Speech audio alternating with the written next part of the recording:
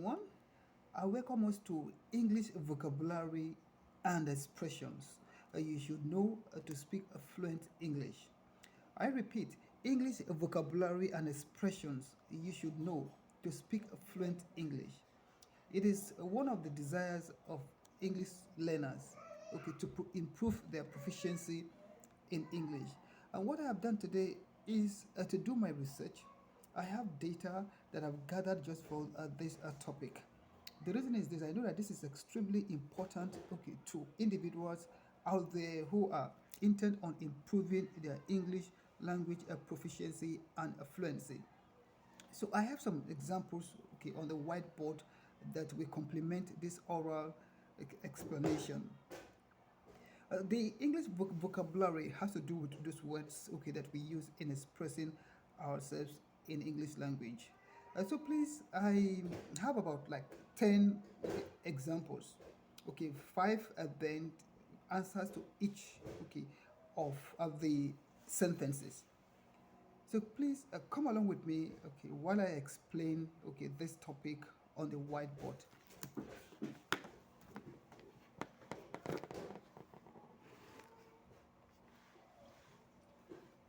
So English vocabulary and expressions. You should know.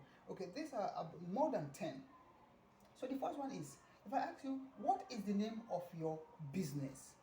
What is the name of your business? Or what are you into? I am a gardener. What is the name of your business, Mr. James or Mr. Dave? What's the name of your business? Sir, I am a gardener. Then, who is a gardener? The next question is who is a gardener? Because I really want to know who a gardener is. A gardener is someone who takes care of gardens, for others, especially for the rich. There are some people who are wealthy and who don't have time, to take care of their gardens. So individuals who help these rich people, these wealthy people, to take care of their gardens are known as gardeners.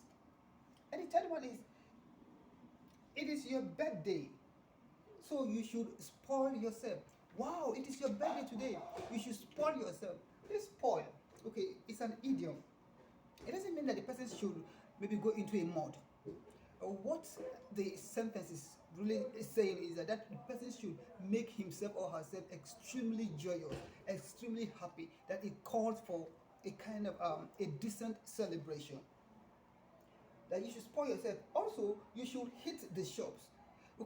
You should not only spoil yourself. Please, I'm going to advise you, Miss Jennifer, you should hit the shops. That you should visit the shops, the mall, in order to get new clothes.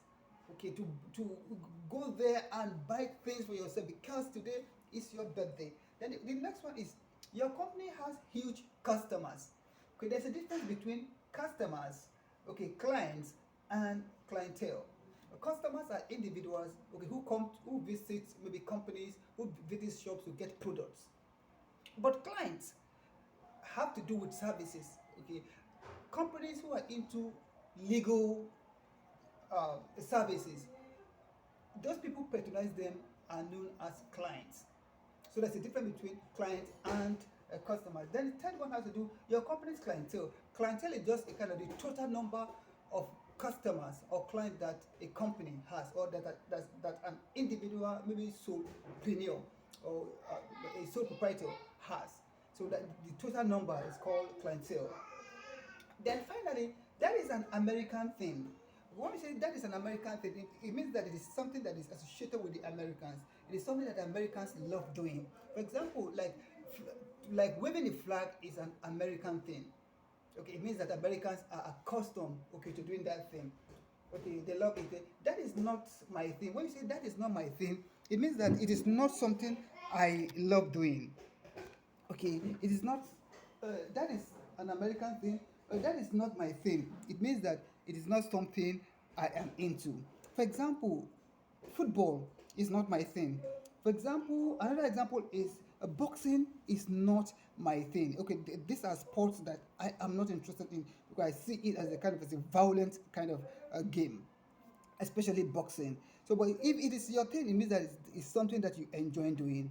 So thank you so much. Please do not forget to subscribe to my channel, and also if you have any questions, drop them. I will definitely respond to your questions. Thank you, and as I see you in the next video.